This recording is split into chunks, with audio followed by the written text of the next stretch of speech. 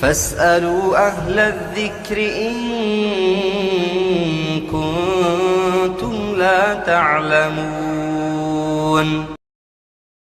বেদাত হলো সেই এবাদত, যেই এবাদত রাসূল সাল্লাল্লাহু আলাইহি ওয়াসাল্লামের সুন্নাহ বহির্ভূত, দলিল বহির্ভূত এবাদত, এটাকেই বেদাত বলা হয়। আর বেদাত হলো জঘন্য ধরনের অপরাধ, এর অনেক দলিল রয়েছে, শত শত দলিল দেওয়া যাবে। এই মুহূর্তে আমার যে মনে আসতেছে কয়েকটা দলিল, সহিহ বুখারী মুসলিমের হাদিস, আল্লাহ রাসূল সাল্লাল্লাহু আলাইহি ওয়াসাল্লাম বলছেন, শাররুল উমুরি মুহদাসাতুহা, ইসলামের মধ্যে সবচেয়ে নিকৃষ্ট কাজ হলো দিনের মধ্যে নতুন কিছু আবিষ্কার করা।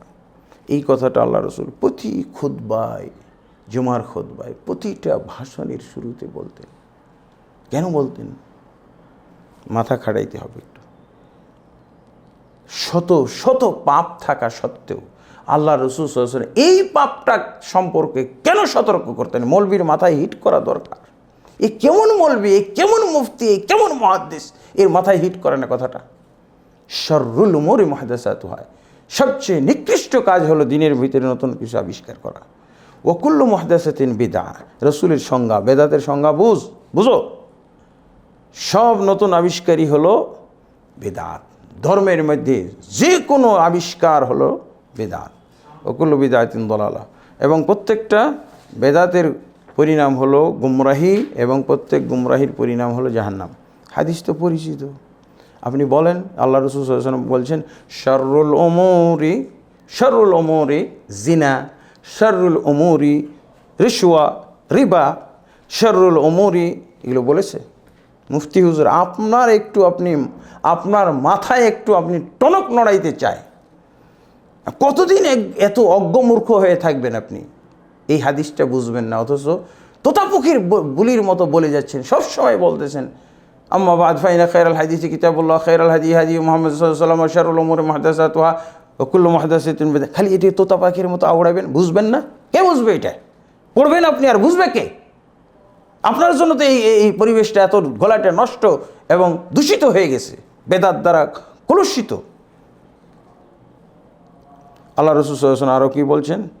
সহিহ মুসলিমের হাদিস এটাও, মান রাগিবা আন সুন্নতি ফালাইসা মিন্নি, যে আমার সুন্নত বহির্ভূত, আমার তরিকা বহির্ভূত ইবাদত করবে, সে আমার উম্মত থেকে খারিজ। তাদেরকে বলেছিলেন তাহাজ্জুদ গুজার। কোনো বেশ্যাখানায় অবস্থানকারী ব্যক্তিকে বলা হয় নাই। যে ব্যক্তি বলেছিল সারা রাত তাহাজ্জুদ পড়ব, রসুলের চেয়ে বেশি তাহাজ্জুদ পড়বে এই লোক। আর একজন বলেছিল সারা জীবন নফল রোজা করব 12 মাস। আরেকজন বলেছে আমি বিবাহ বন্ধনে আবদ্ধ হব না, সারা জীবন শুধুমাত্র আল্লাহর সাথেই সম্পর্ক রাখবো, সালাত, সিয়াম, দোয়া, জিকির, আজকার, এগুলো নিয়েই ব্যস্ত থাকব। হুজুর কি এগুলো?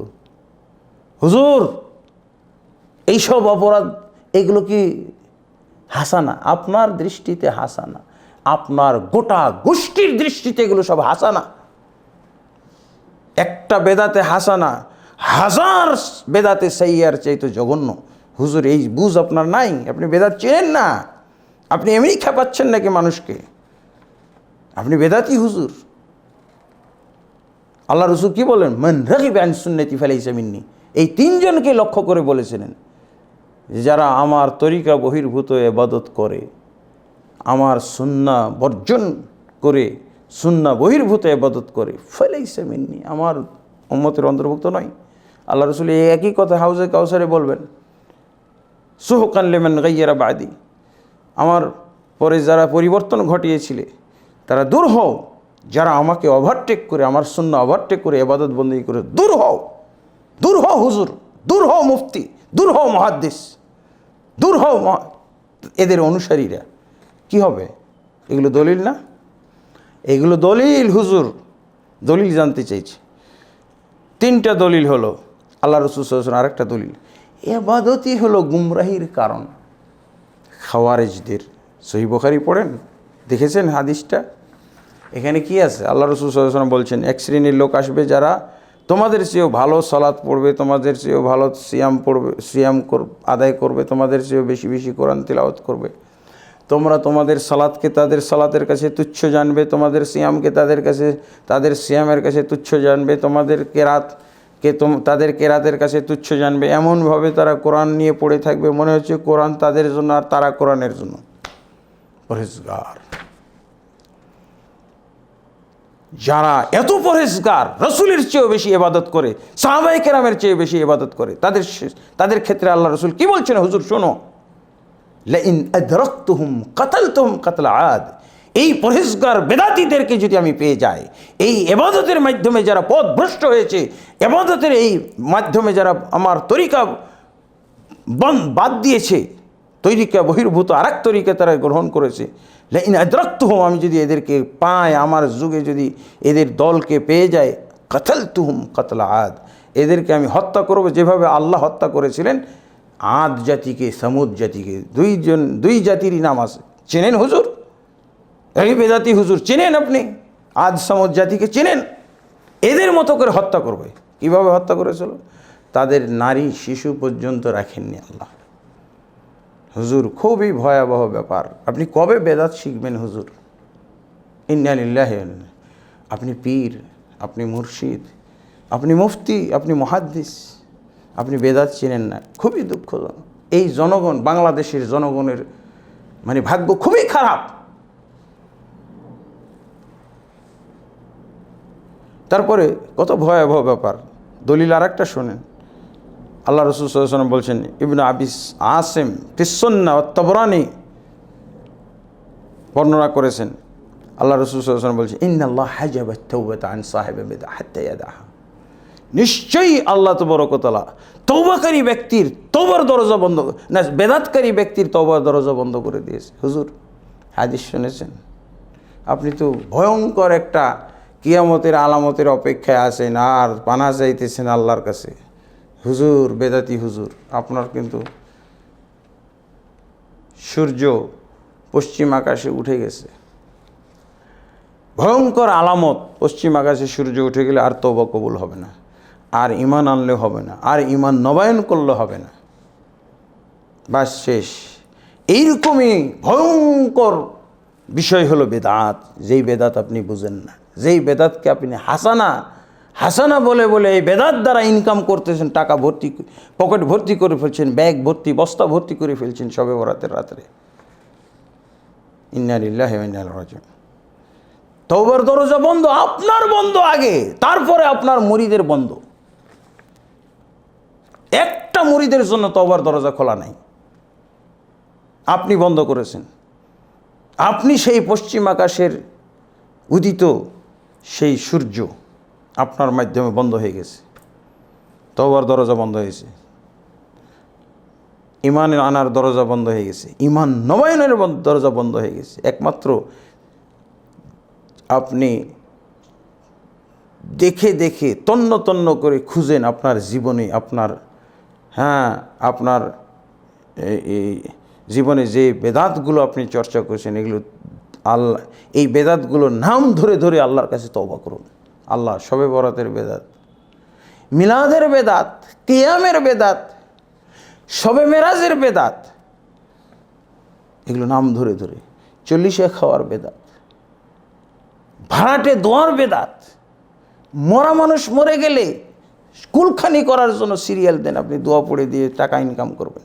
এই সব বেদাতগুলো থেকে তওবা করেন, তাহলে আপনার হয়তো এই যে তওবা বন্ধের যে তওবা বন্ধ হয়ে গেছে, এই দরজাটা আল্লাহ খুলতে পারেন। কারণ রাসূল সাল্লাল্লাহু আলাইহি ওয়াসাল্লাম বলছে, হাত্তা ইয়াদা বিদআতাহু, যখন সে বেদাত ত্যাগ করবে, তওবা করবে, তখন তার দরজা খুলবে। তারপরে আল্লাহ রসুল সাল্লাল্লাহু আলাইহি ওয়াসাল্লাম কী বলছেন?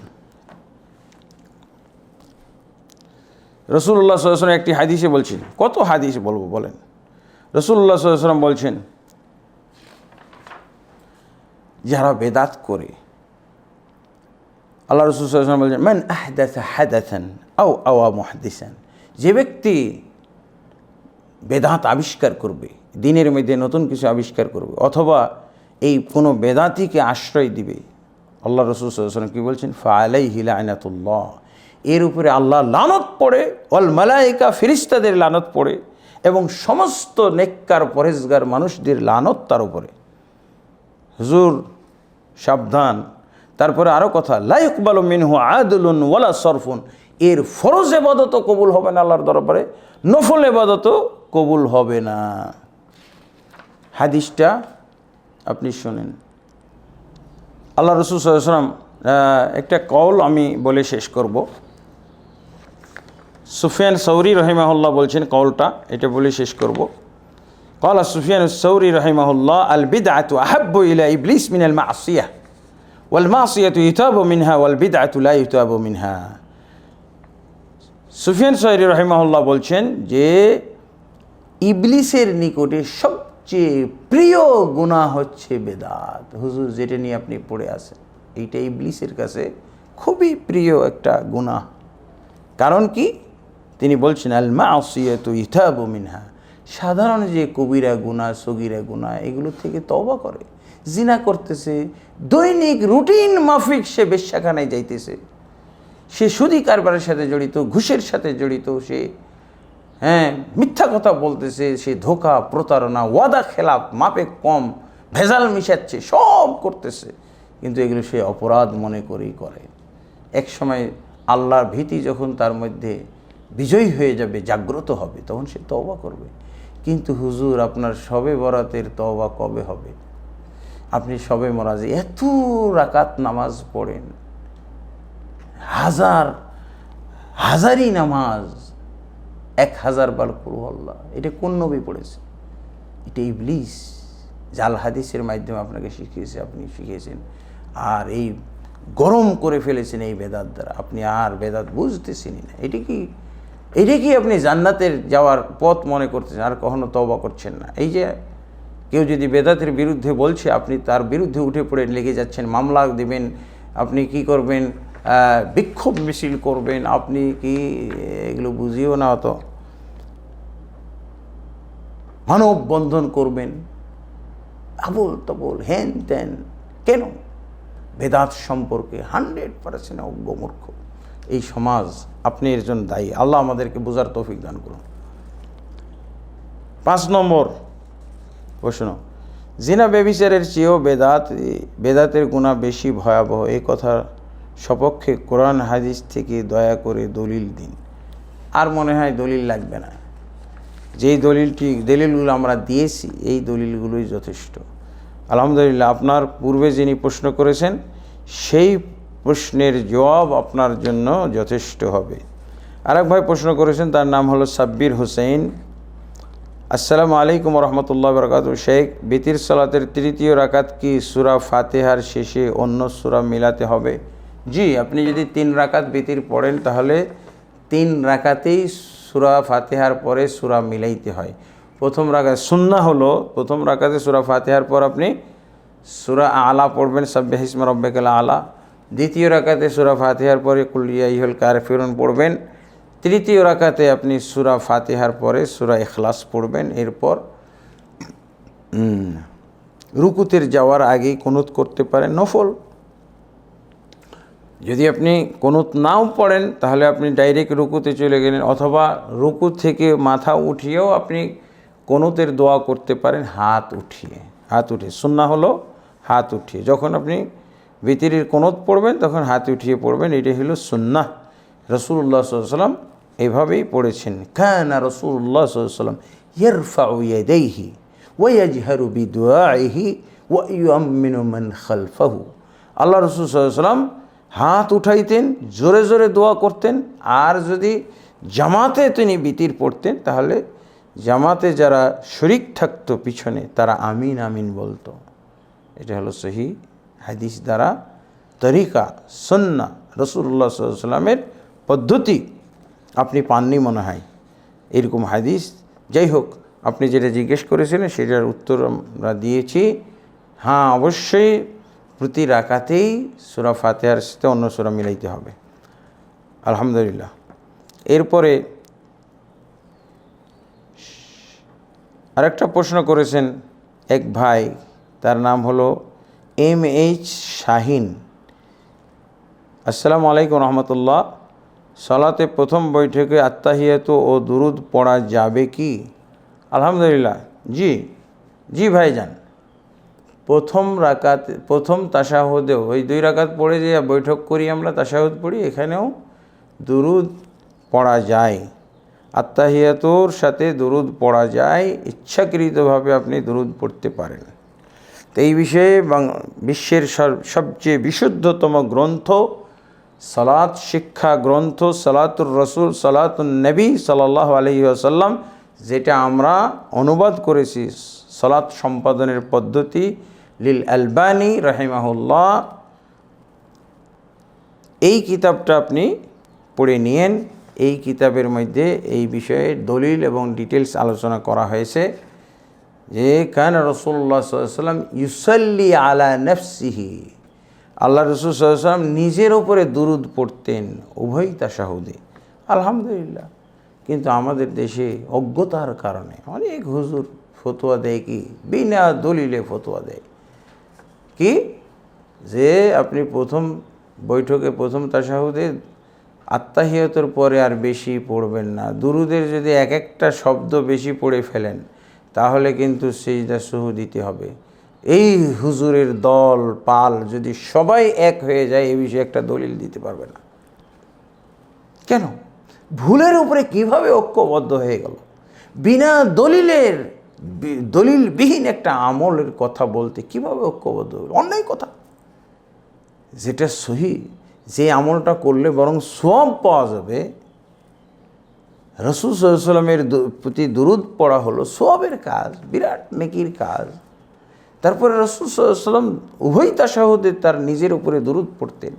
এই হাদিস পাওয়া যায়। হাদিস না পাওয়ার কারণে হুজুর মনোবৃত্তি, খেয়াল খুশি মূর্খ সমাজকে যা ইচ্ছে তাই বলে বুঝিয়ে রেখে দিয়েছে। এরপর দুরূদ পড়া বলে এমন অপরাধ, যদি প্রথম তাশাহুদে একটা শব্দ বেশি করে ফেলে তাশাহুদ লাগবে। এটা তো নিয়ম একটা। দুরূদের একটা শব্দ পড়ে ফেললে এটা একটা ভুল, আর এই ভুল শুধরানোর জন্য আমাকে সিজদা সুহু দিতে হবে, এটা একটা নিয়ম। 2 নিয়মই বাতিল, বিনা দলিলে কথাবার্তা। এই হুজুর কিয়ামতকাল পর্যন্ত কোনো দলিল দিতে পারবে না। হাওয়া, মনোবৃত্তি, খেয়াল খুশি থেকে মূর্খ জনগণকে এগুলো বুঝিয়েছে। আল্লাহ তাবারক ওয়া তাআলা এদেরকে হেদায়েত দান করুন। এদেরকে দলিল ভিত্তিক ইবাদত পড়াশোনা করে আল্লাহ তাবারক এদেরকে ফতোয়া দেওয়ার তৌফিক দান করুক, আল্লাহুম্মা আমিন। আর আপনাদের কাছে আমার অনুরোধ, এই বইটি আমাদের ইহইয়াস সুন্নাহ ফাউন্ডেশন আমার অনুবাদ করা সর্বশ্রেষ্ঠ সালাত শিক্ষার বই। আল্লামা নাসিরউদ্দিন আলবানী আরবি ভাষায় লিখেছেন। ১৫০০ পৃষ্ঠার বই। এটাকে সংক্ষিপ্ত করে মাত্র 150 বা 200 পৃষ্ঠায়, আমাদের বাংলাতেও 240 পৃষ্ঠা মতো হয়েছে। এই বইটি আপনারা সংগ্রহ করে নেবেন। ইতিপূর্বে কি বলে মাওলানা দেলওয়ার হোসেন সাইদি সাহেব এই বইয়ের অ্যাডভার্টাইজ করতেন, তার বক্তব্যে বিবৃতির মধ্যে অ্যাডভার্টাইজ করেছেন, এবং এই বইটা সবার কাছে পরিচিত। পরিপূর্ণভাবে অনুবাদ আমি করেছি আমার এক সহযোগীকে নিয়ে, আর সেই অনুবাদ গ্রন্থের নাম হলো সালাত সম্পাদনের পদ্ধতি। আপনারা সবাই যদি প্রত্যেকটা খুঁটিনাটি বিষয় ও দলিল জানতে চান, তাহলে এই বইয়ের কোনো বিকল্প নেই। আল্লাহ আপনাদেরকে এলিম, সব বিষয়ে সঠিক এলিম অর্জন করে আমল করার তৌফিক দান করুন, আল্লাহুম্মা আমিন। এরপরে এক ভাই প্রশ্ন করেছেন, তার নাম মোহাম্মদ বেলাল হোসেন। অমুসলিমের কোম্পানিতে চাকরি করা যাবে কি? হ্যাঁ, যাবে, কোনো সমস্যা নাই। কিন্তু অবস্থা বিশেষে, প্রোডাক্ট বিশেষে, পণ্য বিশেষে হালাল হারাম মানে নির্ভর করে, হালাল হওয়া হারাম হওয়া নির্ভর করে। যদি অমুসলিম কোম্পানিতে এমন কিছু প্রোডাক্ট তারা উৎপাদন করে এবং প্রচার প্রসার করে যেগুলো হয়তো ইসলাম সমর্থন করে না, ইসলামের দৃষ্টিতে সেগুলো হারাম, অবৈধ, নাজায়েজ, ক্ষতিকারক, মদ উৎপাদন করে, মাদকদ্রব্য উৎপাদন করে, নেশাজাত জিনিস তারা উৎপাদন করে, মানুষের জন্য ক্ষতিকর এরকম কিছু আবিষ্কার করে, হারাম মিক্স কিছু তারা আবিষ্কার করে। যে সমস্ত জিনিস স্পষ্ট হারাম করে দিয়েছে ইসলাম, সেই জিনিসগুলো তারা এই কোম্পানির মাধ্যমে উৎপাদন করে, সেগুলোর ব্যবহার করে, প্রচার প্রসার করে, তাহলে অবশ্যই হালাল হবে না, হারাম হবে, এখানে চাকরি করা যাবে না। কিন্তু যদি এগুলো না থাকে, যেমন কাপড় চোপড় উৎপাদন করতেছে, হালাল খাদ্য উৎপাদন করে, ওষুধপত্র তারা উৎপাদন করে, বিভিন্ন ধরনের যন্ত্রপাতি যেগুলো মানুষের নিত্য প্রয়োজনীয় বা প্রয়োজনীয়, এগুলো বিক্রি বিপণন করে ইত্যাদি, এগুলো রপ্তানি আমদানি ইত্যাদি করে, তাহলে কোনো সমস্যা নাই। কাফেরের কাছে, ইহুদিদের কাছে কর্মচারী হিসেবে কাজ করতেন সাহাবায়ে কেরাম। আল্লাহ রসুল সাল্লাল্লাহু আলাইহি ওয়াসাল্লাম তাদের সাথে লেনদেন করেছেন। আল্লাহ রসুল সাল্লাল্লাহু আলাইহি ওয়াসাল্লাম ইহুদির কাছ থেকে কর্জ নিয়েছেন, মাল জব কর্জ নিয়েছেন, এবং তার যুদ্ধাস্ত্র একটি জমা রেখেছেন, বন্ধক রেখেছেন, সমস্যা নাই। সমস্যা হলো ওখানে যা বললাম। আলহামদুলিল্লাহ। এরপরে এক ভাই প্রশ্ন করেছেন, মোহাম্মদ বেলাল হোসেন, স্বামী মারা গেলে স্ত্রী নাকের ফুল, কানের দুল খুলে ফেলার বিধান কি শরীয়ত সম্মত? আলহামদুলিল্লাহ। এই প্রশ্নের উত্তর হচ্ছে, ভাই আসলে নাকের ফুল পরা, এই পরারই তো দলিল পাওয়া যায় না, তো খোলার দলিল আপনি কি পাবেন? যেই দলিলের ভিত্তিতে আপনি পড়েছেন, কি কারণে পড়েছেন? সামাজিকতা। ইন্ডিয়ার সমাজে পড়ে, আরব সমাজে নাকের ফুল পরে না, নাক ফোঁটা করে না, নাকের ফুল পরে না, তারা পরেই না, তো খোলার প্রশ্নই ওঠে না। আর আপনি যখন পড়েছেন তখন কেন পড়েছেন এটা একটু জানতে হবে। যদি সৌন্দর্যের জন্য, যদি প্রসাধনীর জন্য, আপনার সৌন্দর্য বাড়ানোর জন্য যদি পরে থাকেন, তাহলে স্বামী মারা গেলে সেটাও খুলে ফেলবেন, যেহেতু এটা সৌন্দর্যের জন্য। আর যদি আর এমনটাও হইতে পারে যেহেতু এটা পরারই দলিল নাই, তো খোলারও দলিল নাই, অতএব থাক। আর যদি মনে করেন যে এটার দিয়ে আপনার সৌন্দর্যতা বাড়ে, আপনি সৌন্দর্য প্রদর্শনী করেন, তাহলে যেহেতু স্বামী মারা গেলে শোকের দাবি হলো, শোক পালনের দাবি হলো, কোনো ধরনের সৌন্দর্য আপনি অবলম্বন করতে পারবেন না। সেই দাবি থেকে কেউ যদি বলে খুলে ফেলেন, তো খুলে ফেলবেন, আলেম বিশেষে আপনাকে যেভাবে ব্যাখ্যা দেওয়া হবে। তবে আমি যেটা মনে করি যে যেহেতু এটা পড়ারই দলিল নেই, তাহলে খোলারও এত প্রয়োজন নেই। এই কোনো দলিল পাওয়া যাবে না জোর দিয়ে কিছু বলার। সামাজিকতা নিছক, এটা ইন্ডিয়ান সংস্কৃতি, সামাজিকতা। হ্যাঁ, কানের ফুল আছে, কানের ফুল সৌন্দর্যের জন্য গ্রহণ করা, কান ফোঁটা করা, চুড়ি পরা, বালা পরা, চেইন পরা, তারপরে যে নূপুর পরা ইত্যাদি, এগুলো সৌন্দর্য অবলম্বনের জন্য বাড়তি, এগুলো হলো সাজসজ্জার বিষয়। এগুলো অবশ্যই খুলে ফেলতে হবে, এগুলো থেকে মুক্ত হইতে হবে। কোনো ধরনের বেশভূষা করা যাবে না। তার অর্থ এটাও নয় যে একেবারে কোনো ধরনের সে তেল সাবানও ব্যবহার করতে পারবে না, বা এই শীতের সময় স্নো পাউডার ক্রিমও ব্যবহার করতে পারবে না, এমন না। তার জীবনযাত্রা স্বাভাবিক রাখার জন্য যা যা ব্যবহার করা দরকার সেগুলো করবে, পোশাক আশাক সব কিছু। বাড়তি সৌন্দর্য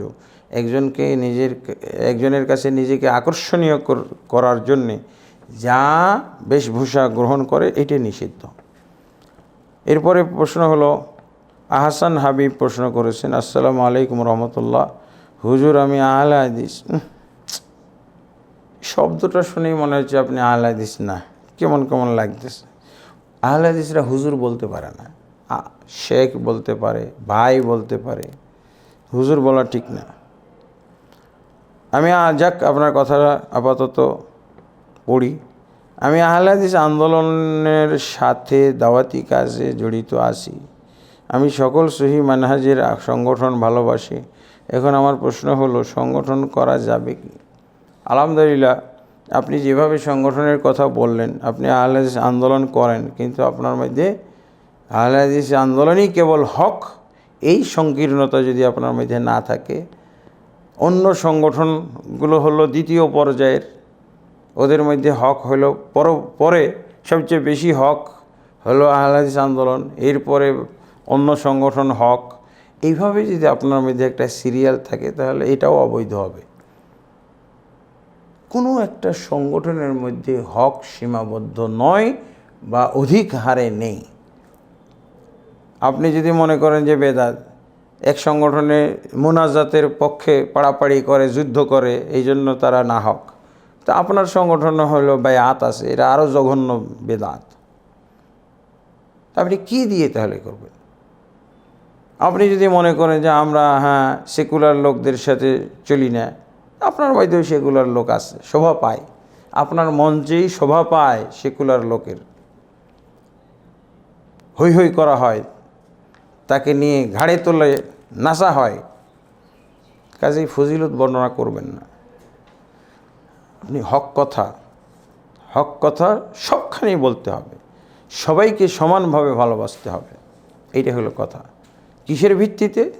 সহি আকিদা, সহি মানহাজ, সহি আমল, সুন্নাহ ভিত্তিক চলাফেরা, বেদাত বর্জনের দিক থেকে, দাওয়াত, সহি দাওয়াত প্রচারের দিক থেকে আপনি একজনকে বেশি ভালোবাসবেন।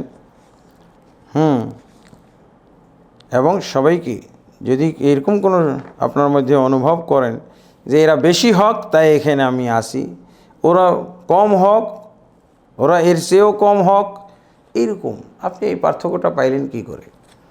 যাক আলহামদুলিল্লাহ, তারপরও আপনি অন্যদের চেয়েতে ভালো, যারা কামড়ি ধরে আছে এইটাই হক, বাকিগুলো হক নয়, বাকিগুলো হলো সমস্যা আছে, বাকিগুলোর সাথে চলাফেরাই করা যাবে না। তাহলে ওদের চাইতে আপনার দৃষ্টিভঙ্গিটা ভালো, এরকম আছে হতভাগা, আল্লাহ তাদেরকে হেদায়েত দান করুন। আমি যাইতে পারি না, আমার যাওয়াও নাজায়েজ, বিভিন্ন এই সংগঠনের প্রোগ্রামে যাওয়া নাজায়েজ, কখনোই দাওয়াত দেওয়া জায়েজ নেই। আমি দাওয়াত দিই, আমার দাওয়াত দিতে হবে। যেহেতু আমি ঐক্য পছন্দ করি, আর ঐক্য তো যে কোনো এক সংগঠনের লোক নিয়ে হবে না, সব সংগঠনের লোক নিয়ে ঐক্য হয়। ঐক্যবদ্ধ হয়ে দাওয়াতি কাজ করতে হয়। এই জন্য আমরা আমাদের এই বইয়ের মধ্যে একটা পয়েন্ট নিয়ে এসেছি, সাংগঠনিক দাওয়াত বনাম সম্মিলিত দাওয়াত। সম্মিলিত দাওয়াত মানে সব সংগঠনের লোক এক হয়ে দাওয়াত। সব সংগঠনের, আহলে হাদিস সংগঠনের যদি তারা তুলনামূলক হক বেশি হয়ে থাকে, সবাই মিলে একসাথে বেদাতের বিরুদ্ধে ঐক্যবদ্ধ, যে কোনো বেদাতের বিরুদ্ধে ঐক্যবদ্ধ হব, এটি হলো ঐক্যবদ্ধ দাওয়াত, সম্মিলিত দাওয়াত, এটি হলো জামাতবদ্ধ দাওয়াত। আর ওগুলো হচ্ছে সংগঠনভুক্ত দাওয়াত, সাংগঠনিক দাওয়াত। আমরাই শুধু দাওয়াত দেব, ওদেরকে আমরা দাওয়াত দিতে দেব না, ওরা আমাদের সাথে দাওয়াত দিতে আসতে পারবে না। ওরা যখন করবে তখন আমরা যাব না বা ওরা ডাকবে না। এগুলোকে বলা হয় সাংগঠনিক সংকীর্ণতা ভিত্তিক দাওয়াত। পার্থক্য বুঝতে হবে, সাংগঠনিক দাওয়াত আর সম্মিলিত দাওয়াত, জামাতবদ্ধ দাওয়াত আর জমিয়তবদ্ধ দাওয়াত বুঝতে হবে। আল্লাহ তাবারক ওয়া তাআলা আমাদেরকে বোঝার তৌফিক দান করুন। এরপরে আরও কিছু প্রশ্ন আমাদের কাছে এসেছে যা লাইভে পাওয়া যায়। এক ভাই লাইভে আমাদের ফলো করতেছেন, তিনি আমাদের এই প্রশ্নোত্তর পর্ব শুনছেন এবং শোনাকালে ওনার এই প্রশ্ন আমাদের কাছে পাঠিয়েছেন ভারত থেকে। মঈনুল ইসলাম, এক রাকাত বিতির কি পড়া যাবে? জি ভাই, অবশ্যই পড়া যাবে। আমাদের দেশের কিছু বেদাতি হুজুর অস্বীকার করেছিল, এখন এবার ফিরে এসেছে। কি এক মুফতি যেন, বলছে চ্যালেঞ্জ করতে করতে এখন ওদের কাছে ওই যত চ্যালেঞ্জ করছে তত তাদের কাছে দলিলগুলো সামনে তুলে ধরা হয়েছে, তার চোখে ঢুকাই দেওয়া হয়েছে, তার জন্য চোখে ঢুকিয়ে দেওয়া হয়েছে। এবার স্বীকার করছে, আছে। ওই বেদাতি হুজুরই এখন স্বীকার করে এক রাকাত বিতির আছে। তো এই মর্মে বহু দলিল পাওয়া যায়, একাধিক দলিল আছে, সহি দলিল। আল্লাহ রাসূল সাল্লাল্লাহু আলাইহি ওয়াসাল্লাম কি বলছেন? সালাতুল লাইলি মাসনা মাসনা, রাতের সালাত হলো 2 রাকাত 2 রাকাত করে। রাতের সালাত কি? তাহাজ্জুদ আর বিতির, নফল সালাত। ইশার আর ফজর তো রাতের সালাত, কিন্তু এইটা এখানে উদ্দেশ্য না। তো যদি রাতের সালাত 2 রাকাত 2 রাকাত করে হয়, তো আমি বিতিরের 3 রাকাতে 2 রাকাত পড়ে ফেললাম, এরপরে থাকলো 1 রাকাত। তো এই 1 রাকাত আমরা পড়ব। আল্লাহ রাসূল সাল্লাল্লাহু আলাইহি ওয়াসাল্লাম যে 11 রাকাত কিয়ামুল লাইল পড়তেন, এর সিস্টেমটা দেখেন। আল্লাহ রাসূল সাল্লাল্লাহু আলাইহি ওয়াসাল্লাম সিস্টেমটা এসে গেছে। আল্লাহ রাসূল 2 রাকাত 2 রাকাত করে পড়েছেন, লাস্টে 1 রাকাত পড়েছেন। তারপর আল্লাহ রাসূল সাল্লাল্লাহু আলাইহি ওয়াসাল্লামের বাচনিক বর্ণিত হাদিস দেখেন। রাসূলুল্লাহ সাল্লাল্লাহু আলাইহি ওয়াসাল্লাম কী বলছেন? সালাতুল লাইলি মাসনা মাসনা, রাতের সালাত হলো 2 রাকাত 2 রাকাত করে, তোমরা পড়তে থাকো। ফাইদা খাশিয়া আহাদুকুমুস সুবহা ফালইউসাল্লি রাকা, তোমরা 2 রাকাত 2 রাকাত করে রাতের সালাত পড়তে থাকো, কিয়ামুল লাইল পড়তে থাকো। যখন কেউ ভোর হয়ে যাওয়ার আশঙ্কা করবে, সে যেন 1 রাকাত সালাত পড়ে ফেলে, 1 রাকাত বিচ্ছিন্নভাবে। তুতিরু লাহু মা কদ সাল্লা, এই ইতিপূর্বে যত রাকাত সে জোর সালাত পড়েছে, 10 রাকাত হোক, 8 রাকাত হোক, 6 রাকাত হোক, সবগুলোকে এই 1 রাকাতে বিতির বানিয়ে দিবে। হাদিস, সহিহ হাদিস। আল্লাহ রাসূল সাল্লাল্লাহু আলাইহি ওয়াসাল্লাম আরও সুন্দর সুন্দর হাদিস আছে। মান শাআ ফালইউতির বিরাকা, যে ইচ্ছা সে যেন 1 রাকাত দ্বারা বিতির পড়ে।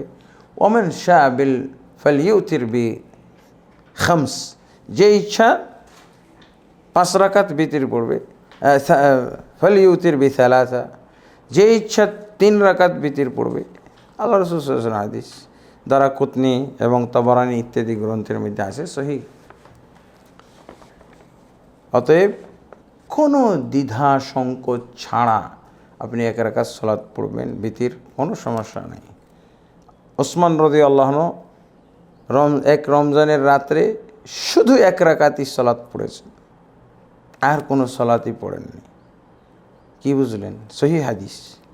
এবং কোরআন খতম করে দিয়েছে, যেহেতু আর রাকাতের ঝামেলা নেই, প্রতি রাকাতে রুকু সিজদা ইত্যাদি এগুলো নাই, টানা পড়ে গেছেন, 1 রাকাতেই কোরআন খতম করে দিয়েছেন। আলহামদুলিল্লাহ, সহিহ হাদিস। কাজী ভাই, কেউ যদি আপনাকে ওয়াসওয়াসা দিয়ে থাকে, কোনো মূর্খ মুফতি যদি বলে থাকে যে 1 রাকাত বলে কোনো নামাজ নাই, তার কথা হলো ভিত্তিহীন, হাস্যকর মুফতি। আল্লাহ তাবারক ওয়া তাআলা আমাদেরকে সঠিক জ্ঞানে আলোকিত করুন, আল্লাহুম্মা আমিন। এরপরে ভাই একজন প্রশ্ন করেছেন, ভাই না বোন সালেহা খাতুন অসুস্থজনিত কারণে সিয়াম পালন করতে না পারলে কি তারাবি পড়া যাবে? না। কেমন আপনি অসুস্থ? তাহলে যদি আপনার অসুস্থ বলতে উদ্দেশ্য হয় যে মাসিক যে ঋতুস্রাব চলে, এই সময় তো নফল, ফরজ, সালাত, সিয়াম কিচ্ছুই তো জায়েজ না। এমনকি সালাত, কোরআন পড়া নিয়েও বিতর্ক আছে। তাহলে আপনি সিয়াম পালন করছেন না, তারাবি পড়বেন কেন? সিয়াম, কিয়াম, তারাবি কিচ্ছুই নাই। আর অন্য অসুস্থ যদি হয়, জ্বর হয়েছে, সর্দি হয়েছে, কাশি হয়েছে, তাহলে আপনি তারাবি বাদ দিয়ে দিন, শুধু ফরজটা পড়েন।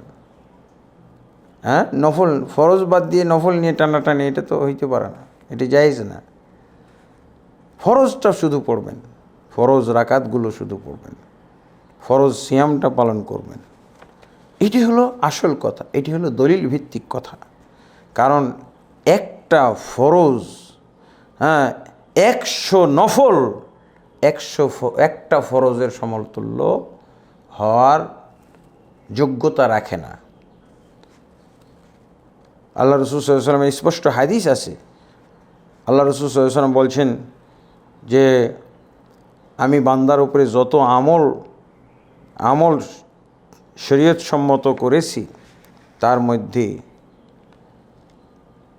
আমার অধিক নৈকট্য অর্জন করা সম্ভব ফরজ দ্বারা। সবচেয়ে বেশি আমার নৈকট্য অর্জন করা সম্ভব যে আমল দ্বারা, সে আমলগুলো হলো ফরজ আমল। কি বুঝলেন? নফল সুন্নতের কোনো বেল নাই ফরজের কাছে, অথচ আমাদের হুজুররা শবে বরাতের আমলকে, এই বেদাতি আমলকে এমন প্রাধান্য দেয় যে আর মানুষের রুচি থাকে না, ফরজ আমলগুলো পালন করার রুচি থাকে না। নফল, হ্যাঁ, শবে বরাতের আগের দিনেও মসজিদে আসে না, পরের দিনও আর আসে না। ইন্না লিল্লাহি ওয়া ইন্না ইলাইহি রাজিউন। না, তারাবি পড়া যাবে না। আপনি যখন অসুস্থ, আপনি ফরজই পড়তে পারছেন, পড়তে কষ্ট হচ্ছে, আপনি কষ্ট করে হলেও শুধু ফরজটা পড়বেন। আপনার তারাবি পড়ার দরকার নেই, অন্যান্য নফল ইবাদত করার কোনো দরকার নাই। ইসলাম হলো সহজ। ইসলাম, আল্লাহ বান্দার সহজ চান, কঠিন কিছু চান না। এরপর আরেক ভাই প্রশ্ন করেছেন, হাফিজুর রহমান শিপন, মেয়েরা নামাজের সময় কিভাবে পর্দা করবে? মেয়েরা নামাজের সময় পর্দা করবে, তার চুল ঢাকবে, কান ঢাকবে, চেহারা খোলা থাকবে, কিন্তু যেন চুল না বের হয়। তার হাত খোলা থাকবে, হাত মানে কবজি পর্যন্ত। তার পাটা ঢেকে ফেলবে, পায়ের একেবারে আঙ্গুল সহ ঢেকে রাখবে। কাপড় এমন হওয়া দরকার যে যাতে করে 1/2 বিঘত বা 1 বিঘত পরিমাণ কাপড় যেন মাটিতে ঝুলে থাকে, মেঝেতে থাকে, পাটিতে, মুসাল্লায়, জায়নামাজে যেন ঝুলে থাকে, এরকম। অনেকেই বলে মোজা পরা ফরজ। না, মোজা পরা ফরজ বলা হয়নি। আপনার পা ঢেকে রাখা, আঙ্গুল সহ পা ঢেকে রাখাটা ফরজ। আপনার মেক্সি দিয়েও হইতে পারে। আপনি বিশেষভাবে যে কি বলে, অনেকে ছায়া বানায় পেটিকোট, সেটা যদি একটু লম্বা করে বানায় সেটাই যথেষ্ট। পা ঢেকে যেন থাকে, তবে কবজি খোলা থাকবে আর চেহারা খোলা থাকবে। তবে পরপুরুষের সামনে যদি আপনার সালাত পড়তে হয়, বাধ্য হইতে হয় পড়তে, যেমন আপনি সালাত মসজিদে নববীতে, মসজিদুল হারামে গেছেন, সেই সময় এই একটাই সময় এরকম হইতে পারে যেখানে হয়তো পুরুষরাও দেখতেছে আপনাকে, তখন আপনি চেহারা ঢেকেই সালাতটা পড়বেন, হ্যাঁ, চেহারা খোলা রেখে না। হ্যাঁ, তো আলহামদুলিল্লাহ, আজকের মতো আমাদের প্রশ্নোত্তর পর্ব এখানে আমরা সমাপ্ত করতে যাচ্ছি। যারা আমাদের সাথে এতক্ষণ সময় দিলেন এবং প্রশ্নোত্তর পর্ব উপভোগ করলেন এবং প্রশ্নোত্তর পর্ব থেকে এলেম অর্জন করলেন, আপনাদের সকলের জন্য আমরা দোয়া করি, মোবারকবাদ জানাই। আল্লাহ যেন আমাদেরকে এই প্রশ্নোত্তরের মাধ্যমে এলেম অর্জন করার পাশাপাশি আমল করারও তৌফিক দান করেন। এবং আমরা আপনাদের কাছে আশা রাখবো আপনারা আমাদের ইহয়া সুন্নাহ টিভির সাথে থাকবেন, আমাদেরকে সহযোগিতা করবেন, আমাদেরকে উৎসাহিত করবেন। জাযাকুমুল্লাহু খাইরান, আহসানাল জাযা, ওয়া বারাকাল্লাহু ফীকুম। সুবহানাকা আল্লাহুম্মা ওয়া বিহামদিকা, আশহাদু আল্লা ইলাহা ইল্লা আনতা, আস্তাগফিরুকা ওয়া আতুবু ইলাইক। আসসালামু আলাইকুম ওয়া রাহমাতুল্লাহি ওয়া বারাকাতুহু।